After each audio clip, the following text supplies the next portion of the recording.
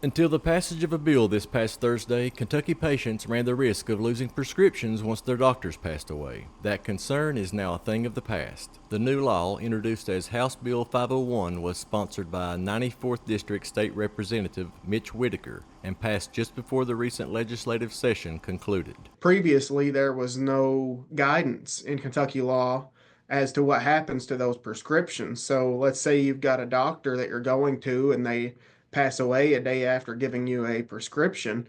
There was no law saying whether the pharmacist could fill that prescription or not.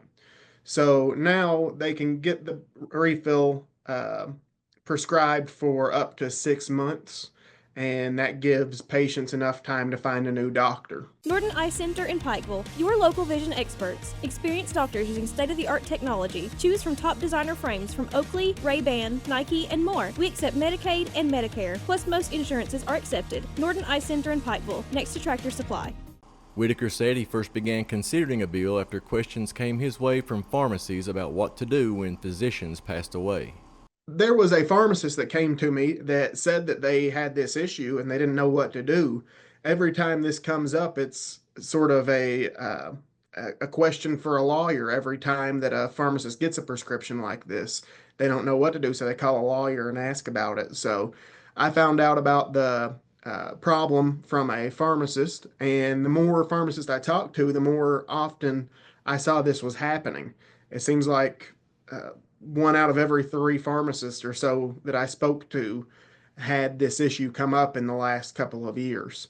With widespread support, Whitaker said he was happy to give patients and pharmacies a clear directive for what to do in these situations. It's one of those pieces of legislation that I think everyone's pretty happy to see pass.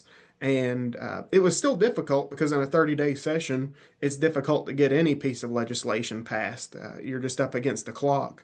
And it was passed on the second to last day of the legislature being in session. So it was close, but fortunately we were able to get it across the finish line because continuity of care with patients isn't a partisan issue. Reporting for Mountaintop News, I'm Sheldon Compton.